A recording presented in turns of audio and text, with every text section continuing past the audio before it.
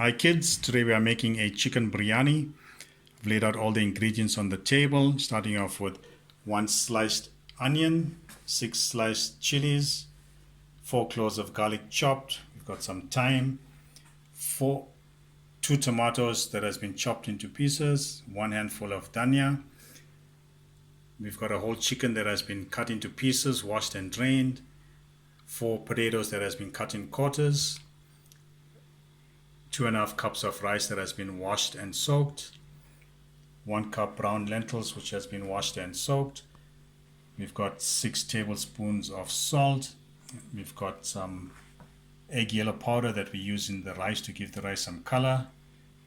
We've got biryani masala and we've got biryani mix. So in the yellow bowl I have put 5 tablespoons of biryani masala and 5 tablespoons of biryani mix, mixed it up. That's going to be used to marinate the chicken, which will stay in the fridge for at least an hour before cooking. Okay, to marinate the chicken, what you need is a little oil. You just pour the oil on the chicken. And then you add 3 tablespoons of the masala.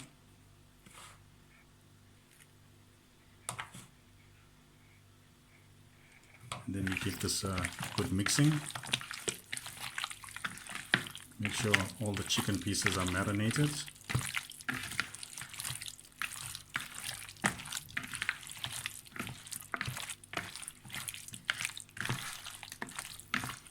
Okay, once marinated, then you can put in the fridge for at least an hour to marinate.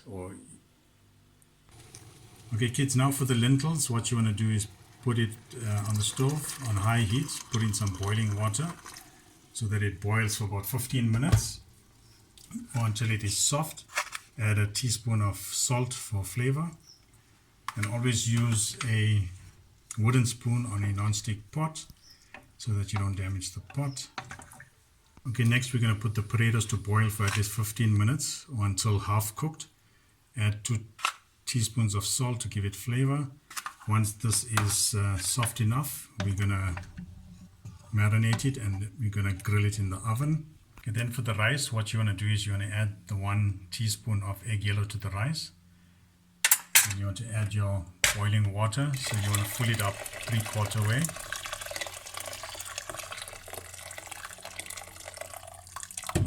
Right, give it a mix.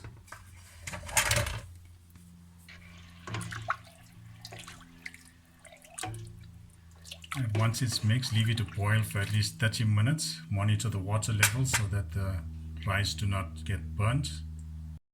Now for preparing the chicken, what you want to do is you want to add a little bit of oil to the pan or pot.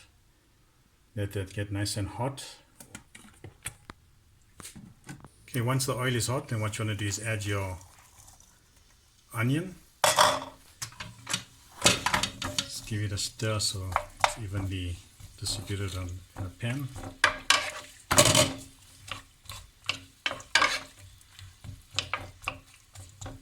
And so you let this here cook for a few minutes until it gets soft. So while the onion is frying, kids, remember to always stir it so that it doesn't burn.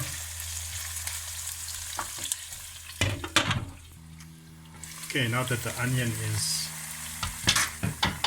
almost done, add the chili and the garlic. Give it a stir. And let this here fry for about 2 minutes.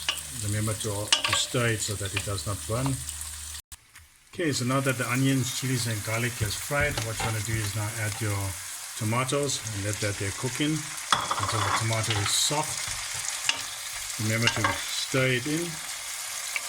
This should cook for about another 3 to 4 minutes until the tomato is soft. Okay kids, this is about 2 minutes of cooking with the tomato. You can see the tomato is softening up. So what you want to do is let it cook a little bit longer until it forms like a paste. Hi kids, as you can see the tomatoes are now ready. At this point we drop in the rest of the spices that we've mixed and we let this here cook in. Give it a stir. We want it to roast for about a minute before we add the chicken. Okay, so now that has roasted for a minute, what we're going to do is drop in the chicken and stir it all in so that it starts cooking evenly and all the spices gets onto the chicken.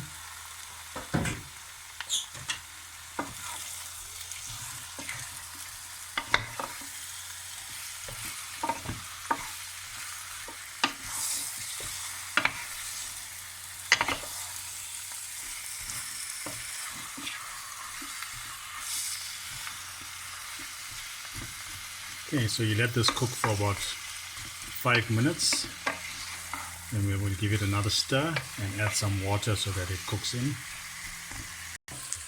So kids, this is about 2 minutes of cooking. What you want to do is continuously monitor the chicken so that it does not catch and burn. So you want to give this a few stirs.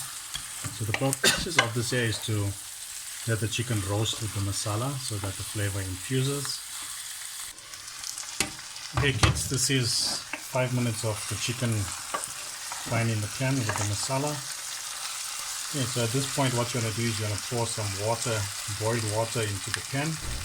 Be careful not to put a lot of water because you don't want too much of gravy, as it still needs to be mixed as with the rice. Okay, so now we're adding the water. You can see it just needs to cover the chicken.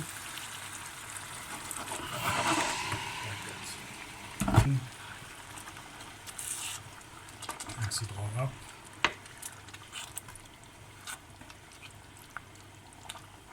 Okay, as you can see, it just covers the chicken. You don't want to put too much of water, then you've got too much of gravy and it spoils biryani. The drier the curry, the better the biryani. Okay, so once you've added the water, then what you want to do is add in your salt. So we're going to put 1 tablespoon of salt for now, and we will add as and when we need, so we will check a little later. Once the salt is added, then what you want to do is add some thyme. Half of the thyme goes in now to cook with the curry.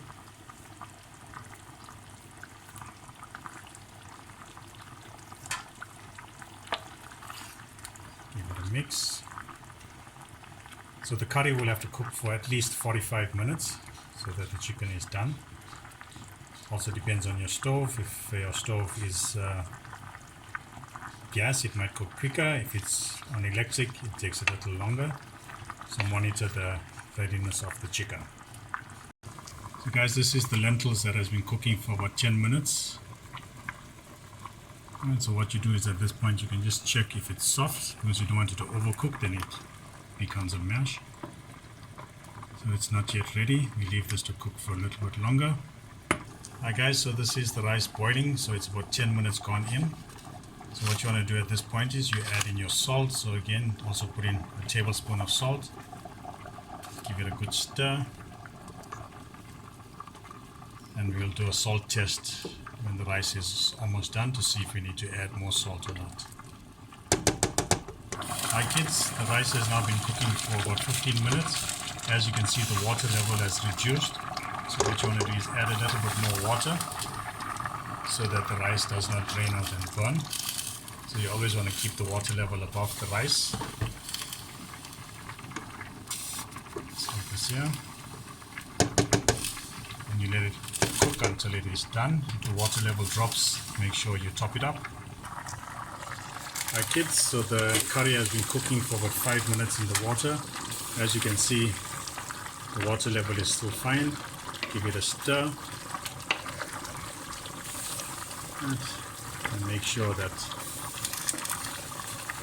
the heat level is still high.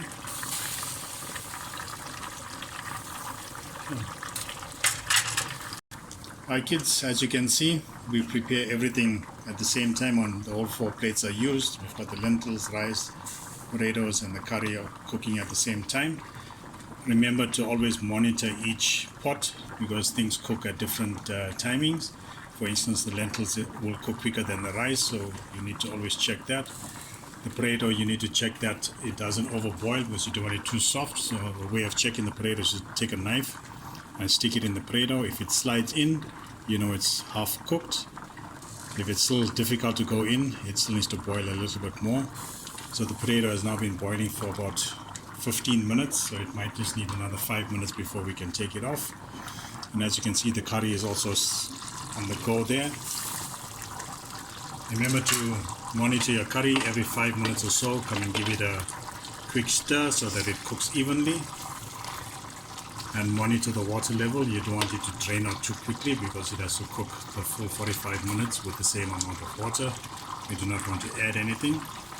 So at this point in time, the curry has been cooking for about 15 minutes. Drop the stove setting down to 4, which is a medium heat, and then you let the curry cook until it's done.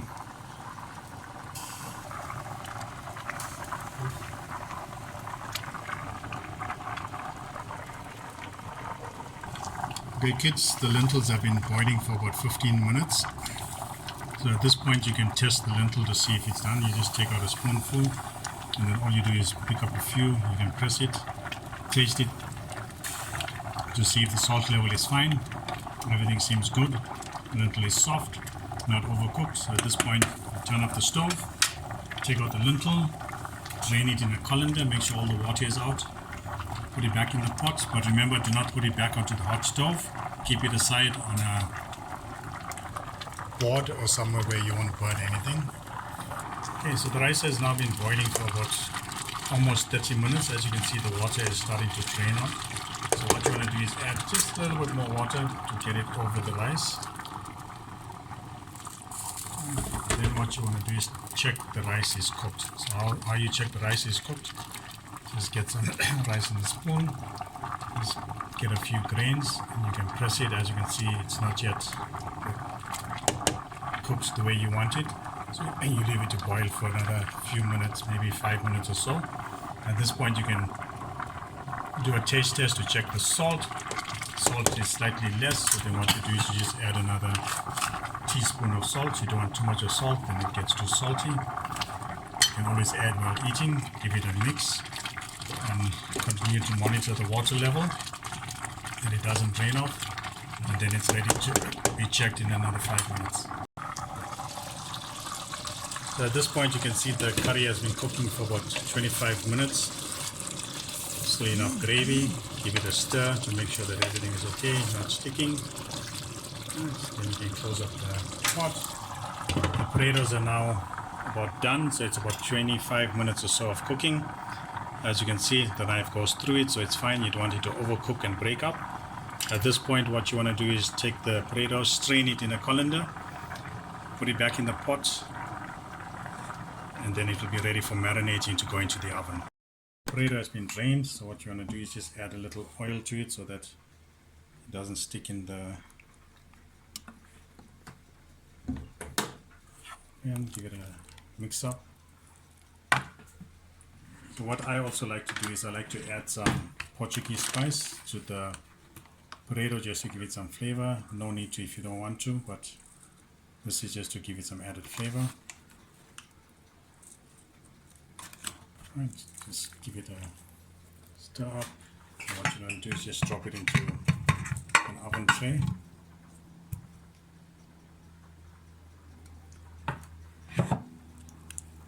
Stir it up.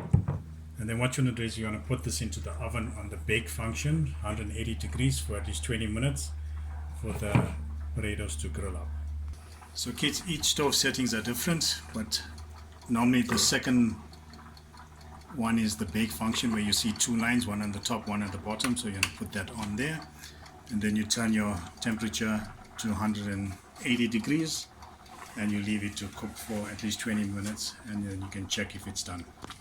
Okay, so now the rice has been cooking for at least 30 minutes and you can give it a test to see if it's to our consistency, and it is. As you can see, the rice breaks up,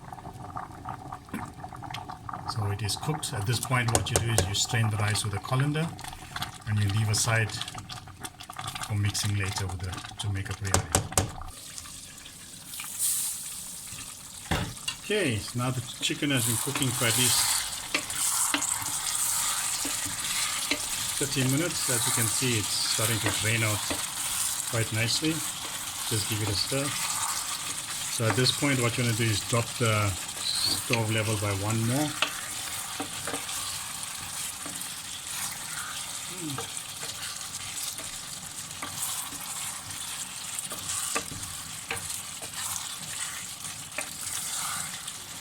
So now it's on low heat to simmer until it's cooked, because you do not want to add any more water, because this is the right thickness of the gravy. So now the stove should be on, my setting is 3, and you give it a little while to cook. The curry has now been cooking for about 40 minutes. At this point, what you want to do is add the lentils to the curry. As you can see, it's all drained out, boiled. Just drop it in. And then what you do is give it a stir so that it all mixes.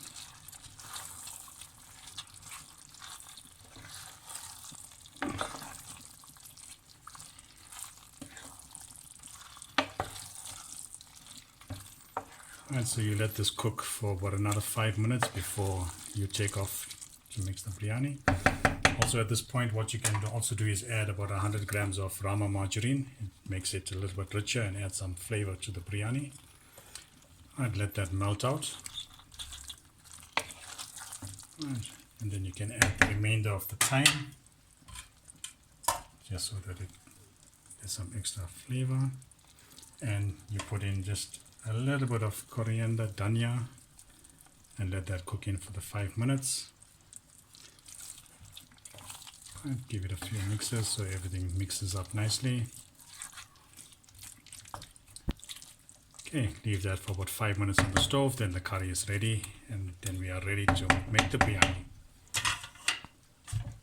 Everything is now ready for mixing. So we've got the rice that has been cooked, drained, kept aside. The curry has been cooked, the potatoes roasted.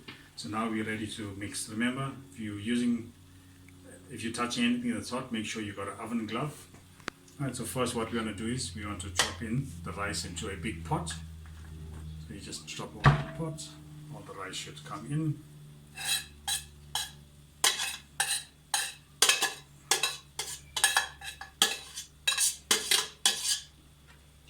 Okay, there you go, rice is in.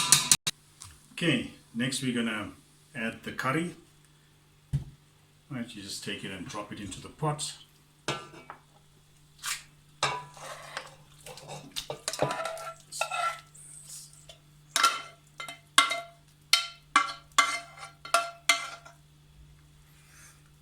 Okay, once that's in the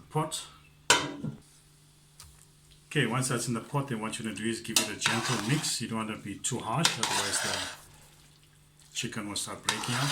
So you give it a mix until it's mixed thoroughly. You can see it's taking a nice color. It's not too watery.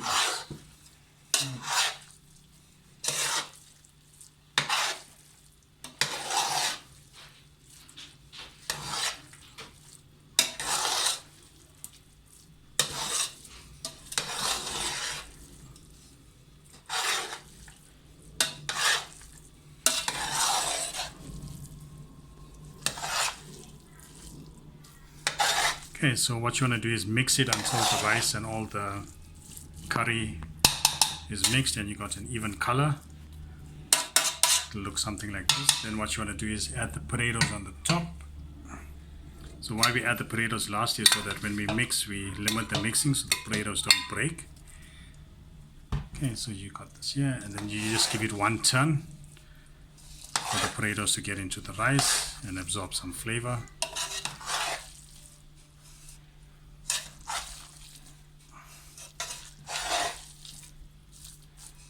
Okay. Once mixed, you can just add some dhania on the top to garnish it and let it stand for about 10 minutes before serving, and that way all the flavors will infuse with each other. And kids, there you go, a chicken biryani.